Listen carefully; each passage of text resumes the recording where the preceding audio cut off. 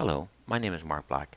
In this video, we're going to look at how to add ARM servers to your existing IBM Spectrum LSF Suite 10.2 cluster. So this is part of a series of videos, and there are multiple topics you can take a look at and hopefully find stuff that's useful to you. So we're going to look at how do we add in an ARM server to our cluster. So we have an existing environment with perhaps some GUI hosts, a database host, and some LSF masters, and their power are x86, and we've got perhaps some LSF server hosts, and they too are either power or x86. And what we want to do now is add in some ARM servers, and those ARM servers are going to be part of this. Well, they're going to serve the function of the LSF servers. So how do I do this? Well, I have to start off with an existing LSF suite cluster. So I've downloaded the packages and I've went through the installation, and that's all up and running.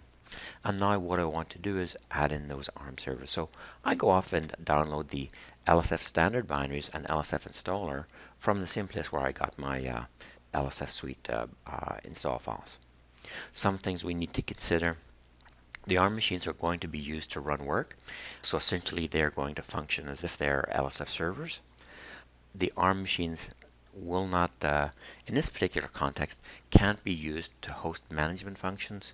So you can't use them as a GUI host or say an LSF master host. And we're going to use the native installer, so essentially the pre 10.2 installer to install the ARM binaries. So what do I need? Well, there are two files that I've got to go get. First one is the binaries. So this is a tar file that holds the binaries for the ARM machines. And the second one is the installer. So this is an LSF installer that doesn't require a JRE. We'll use the JRE provided by the OS vendor. Okay, so what do I have to do? Well, first of all, as I mentioned before, we need to have the LSF master machines installed. So what we've done is installed LSF Suite 10.2, right? And we're going to extract some configuration parameters and some files from that installation that we're going to use later on. The other thing that I need to do is on my ARM machines, I want to make sure that I have a Java runtime available to me. So I can use yum or apt-get to install that. I want to take those two files that I've downloaded, so those in the previous slide you saw the names of those files, and I want to copy them to the ARM machines or maybe a shared directory that I can get to them. I then extract the installer file just using tar, and it will create a directory for me, and I change that directory.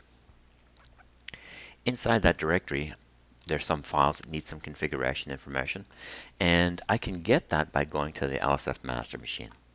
And in there, I'll find a file called LSF entitlement. I go to opt IBM LSF Suite LSF conf, and there's a file called LSF entitlement. I need to copy that to the ARM machines. The other thing that I want to do is determine who are the LSF administrators. So if I run this command here, grep-ch administrators in the opt IBM LSF Suite LSF conf LSF cluster and will be the name of your cluster, that will tell me who the LSF administrators are. One thing to note there, the LSF administrators need to exist on all of the ARM servers.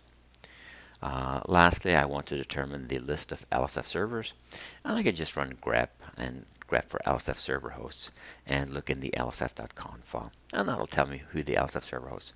So that information I'm going to use just in a moment or two. Now, on the ARM machine, I have this slave.config file that was created when I extracted that tar file. In there, I want to modify some of the parameters. So the first thing I need to set is the LSF top. So this is the install directory where I want my LSF to be located. I can then set the LSF admin. So recall from the previous step we gathered the list of administrators. I want to put that information in here. Then I want to provide the LSF tardir. So that's the directory where my downloads, so those two files that I downloaded, that's basically the directory where those are sitting. And the entitlement file, I need to tell it where is that entitlement file that I copy to the ARM boxes. The LSF server hosts are the servers that I got from the previous slide. Lim port, I just leave that as default, and I want to set enable ego to yes, or Y. One thing to note, if the LSF admin does not exist on the ARM machines, I need to create that user. So here's some steps here that you go through to create that user if needed. Okay, so I've prepared the slave.config file. Now I can run the installer using that file. So I do it using this command here. So the LSF install -s for slave host, and -f is the configuration file, and there's it listed there. That will prompt me with a license agreement. I'll accept the license agreement, and it will install the necessary files onto the machine for me. And I'd repeat that process for the other ARM servers, or I could maybe install it on NFS. Now, what I want to do is update the configuration in the LSF cluster, and I do that by going to the LSF master machine and editing the cluster configuration file. So you'll find that under opt IBM LSF suite, LSF conf lsf.cluster. And the name of the cluster that you provided during installation. What you're going to do now is look for the host section, so it'll be bounded by begin host and end host, and you're going to add in the name of your ARM host, leave the model as exclamation mark, type is exclamation mark server, yes, so set that to 1, and any resources that it may have. And that's the file. You would basically do that for each ARM server that you're going to add in. Then you need to restart the daemons on the LSF master hosts, and you can do that with lsadmin lim restart, badmin mbd restart. And then on the ARM boxes, you're going to go and source the configure the profile.lsf file. So that'll depend on where you have installed it. And then you run lsadmin lim startup, lsadmin res startup, and badmin h startup. Once you've done all of that, you can now run your LSF commands and see the ARM boxes in your cluster. So you can run lsid, make sure it's running on the ARM box. lshost will list the ARM box along with some of its parameters, and bhosts will list that ARM box and hope the state should be okay, and it should be ready to run workload on. Okay, so I'm going to do a live demo next, and we'll go through those steps, and I'll just walk you right through them. So I'll extract the components on an ARM system. I'll create the contents of the slave.conf, run the installer, then add that ARM system to my LSF cluster, restart the processes, and we'll do some basic verification. This is my ARM machine, so let me show you the install here.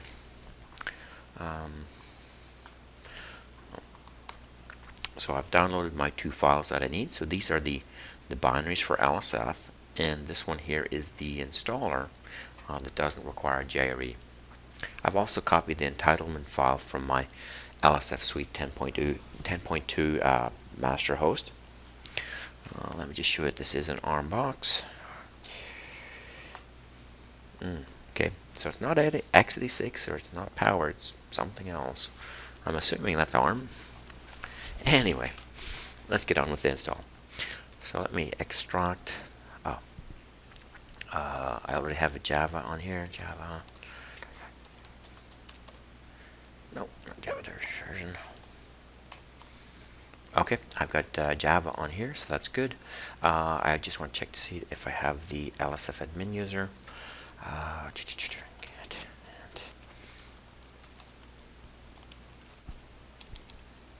Grab LSF. Okay, I do. All right. So we should be good to go. Let's extract our file.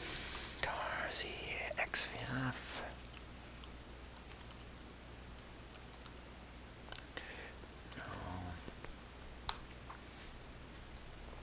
Okay. So there's our directory where we've extracted the installer.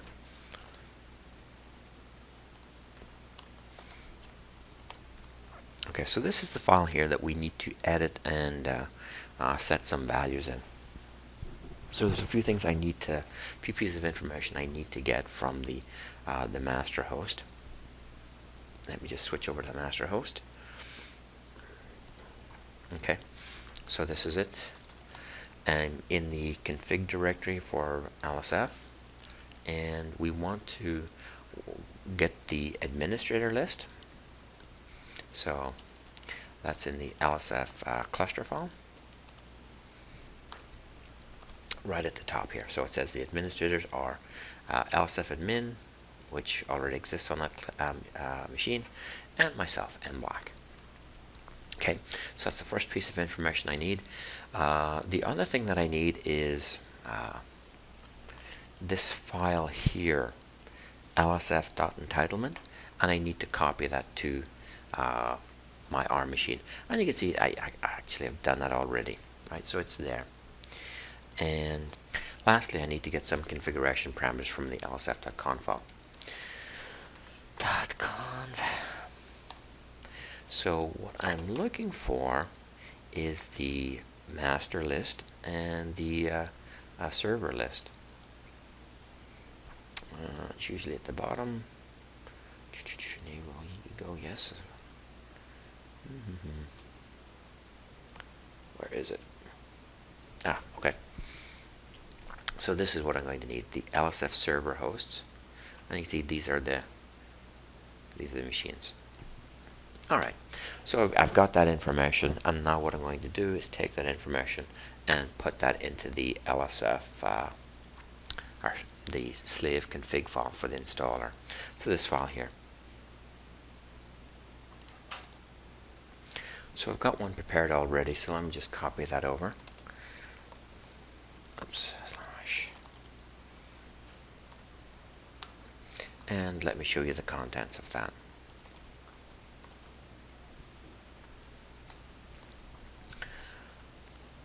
Okay, so the first thing I need to decide is where am I going to install it. So that's the LSF top environment variable.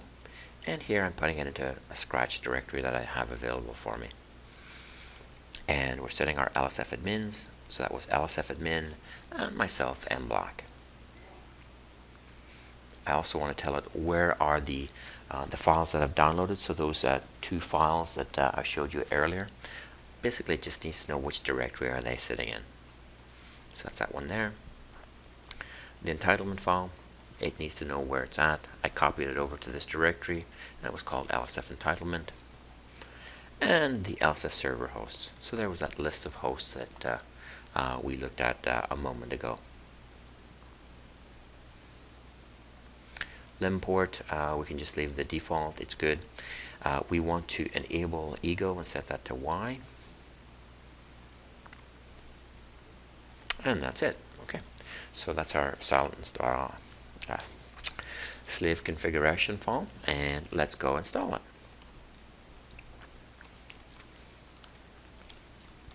So run lsf install -s for our slave host -f, and we give it the file we want to use.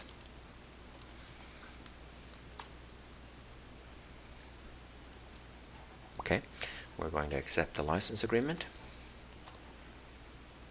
and it's going to extract the pieces into the directory. This will take a moment or two.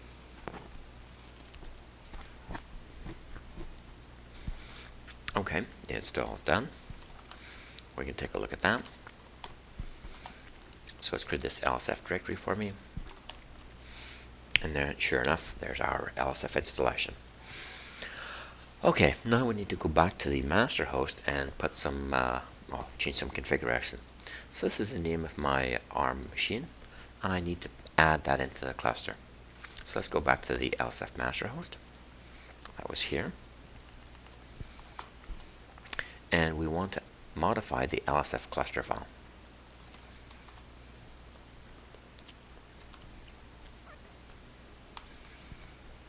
And down here you'll find the host section.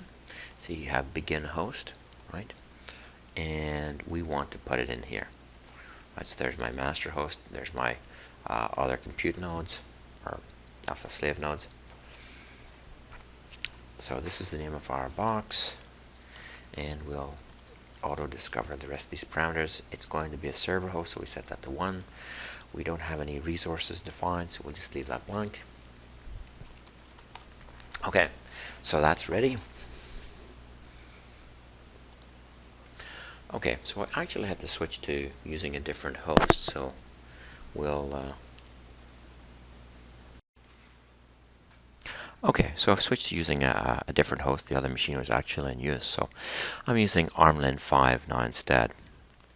Okay, so what I want to do now is, of course, have modified the cluster file again, so it has ARMLIN 5 instead.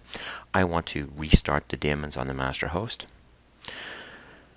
So run lsadmin, oops, lsadmin, lim restart, and we want to run badmin, mbd restart. Okay. Oops. Yes. So it has our ARMLIN 5 box, which it doesn't know what it is just yet. So in here, okay, I went into the conf directory. What I want to do is source the profile .lsf. Okay, that sets all the environment variables for me. And ls admin lim startup or lim start or startup. Yeah. And ls oops admin res start up and badmin oops h startup. And there we go. So it's joined my master host. And you can see, hey, there's my ARM box. And it's ready to go, ready to run work. So there you go. Okay, so what have you seen? So you've seen the requirements to add an ARM system to your LSF suite cluster. You've seen what that installation process looks like. You've seen how to start up or restart the daemons. And you've seen some basic verification. In the next video, I'm going to look at how to add a Windows machine to the cluster. For more information, of course, you can go here. So thank you very much. I hope you enjoyed that.